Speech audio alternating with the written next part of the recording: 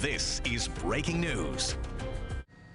And good afternoon, I'm Dan Rice, live in Chopper 2, up over that scene on I-95. And as you can see, still quite a bit of activity. The highway shut down as you make your way through the Norwalk area. Let's take you down with the camera here and try to give you a bird's eye view of the damage that was created by this crash. Now, if you're not aware, of course, this was a fire that happened as a result of a motor vehicle incident that occurred at 5 o'clock this morning on I-95, and everything underneath that overpass is where this all happened. You see still the foam on the roadway there. From what we understand, it involved a couple of tractor trailers, including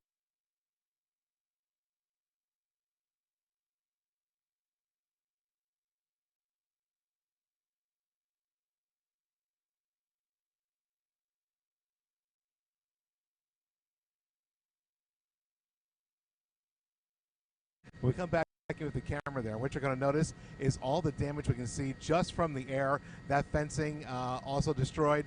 That is a sign structure. There was a sign that was on that structure for the highway. That has been taken down as well. You can see the foam down here. Now, as we come back around, what you're going to see is a lot of activity on that overpass. Either side of the overpass, they've created big holes in the roadway down there. That's for utility work. When we come back around to the other side, what you'll notice is several wires and other lines down on the highway.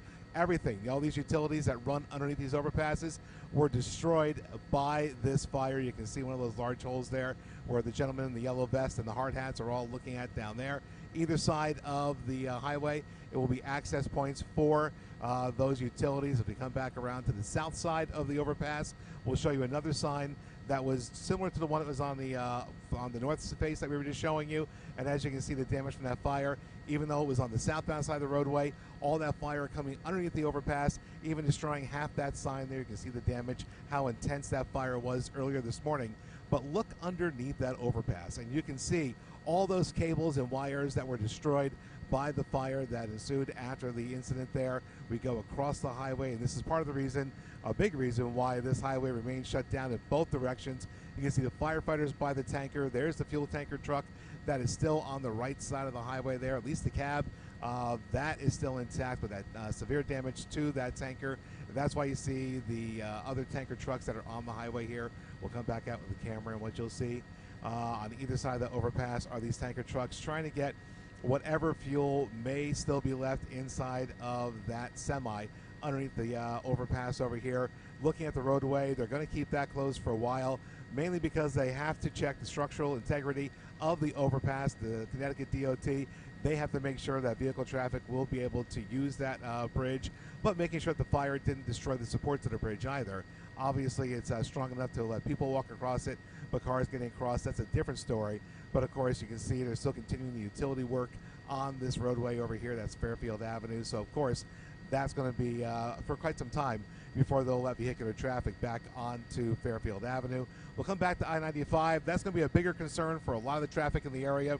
Of course, this is a major artery for tractor trailers and commercial vehicles that commute between New York City and Boston. So that's going to be a huge headache for people with the commercial vehicles trying to get around. There's no easy way to get around this closure down here. Basically, I-84, 684.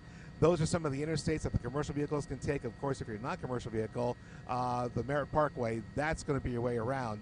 But as far as traffic is concerned right now, let's bring the camera out to a wider video. What you'll see here, that's Route 1. That parallels 95, and you can see quite a bit of traffic has already been loaded up onto that roadway over here. That's Route 7, and you can see we'll go behind the skid there. Sorry about that, folks. But you can see all the semis that are lined up on 7 trying to get down to 95. They're basically going up to the first exit. They'll go back around and try to come back up onto 7 to get over to Route 1. That's basically the best way that this traffic is going to be able to get around. We'll take a look at that southbound traffic. Well, obviously, you can see the helicopter was pushed past that. You'll see several miles of traffic built up on southbound side of 95. Again, just not an easy workaround for those commercial vehicles, especially to get around this area.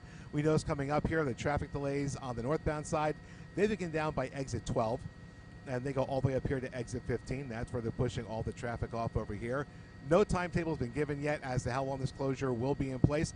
But again, these crews will continue working over here. I-95 closed in both directions on our exit 15. And of course, we'll have more for you coming up later on this evening on the CBS 2 News at 5. For now, I'm Dan Rice, live in Chopper 2. We return you to your regular programming.